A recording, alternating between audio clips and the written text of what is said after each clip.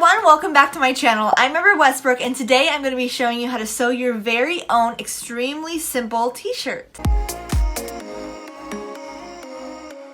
So the t-shirt that we're going to go with is this one. So this is basically the same exact t-shirt that I'm wearing, but this one I made and this one I got at the store. A couple of tips before we start. In this video, I will be using my serger and finishing machine, but you can do everything you see here on your regular sewing machine using these needles. You can just swap out all the serger stitches for a double needle or a zigzag stitch and make sure that you don't press your fabric through, that you let the sewing machine guide it through, because you don't want it to be stretched, you don't want to pull it in any weird way. With that being said, let's get right into the tutorial. I folded in half the shirt I'm using as a pattern onto some cotton spandex fabric, which is the same type of fabric as the t-shirt. I'm making sure the fabric is more stretchy across the width of the shirt and less stretchy from neckline to hem. I cut the fabric using the shirt as a guide, adding 1/2 inch on all sides.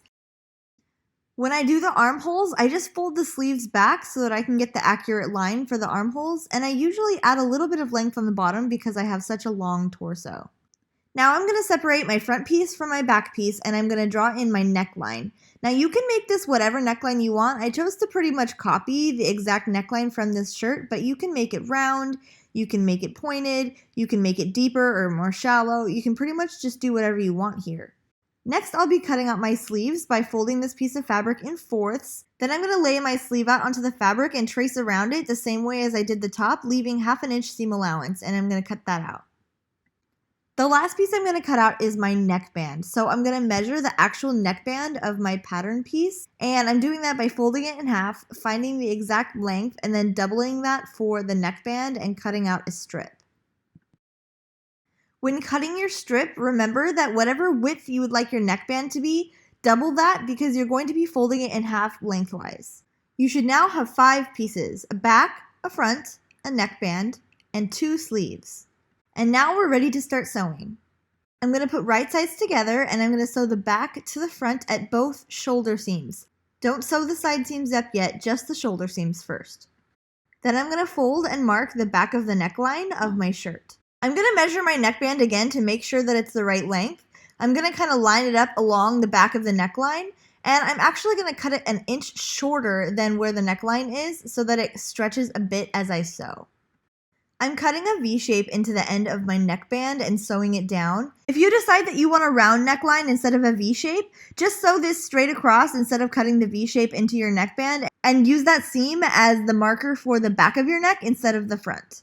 Otherwise, just make a mark in your neckband at the halfway point and match it up to the center back of your top, making sure that right sides are all together. Then just pin the neckband to the neck opening all the way around, matching up the center front to the center front of the band and kind of stretching as you go along, putting a pin every so often.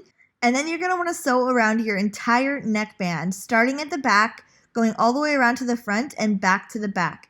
Make sure you're extremely careful on the V shape, and you might even want to pivot your needle if you can so that you get a nice sharp V in the front. I'm going to mark the center of both sleeves right along that curve. This is where I'm going to match up my shoulder seam when I sew the sleeve to the shirt.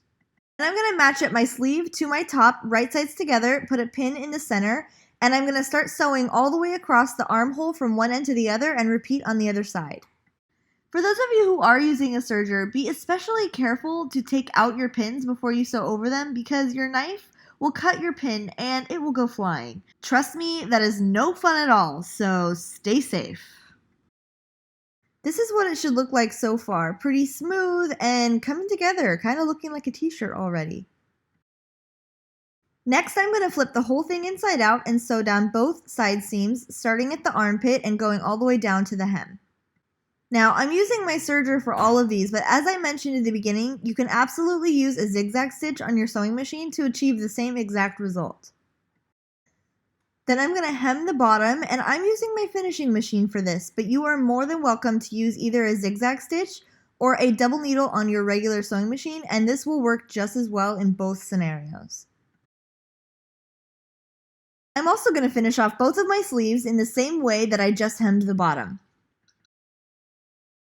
I also decided at the last minute that I wanted to finish off my neckline the same way as the sleeves and the hem, although this is totally optional and you can just leave yours as is, or you can do it with a double needle or a zigzag stitch. All of the above work. Now that's it. That is just how simple it is for you to make your very own t-shirt. And now the final reveal.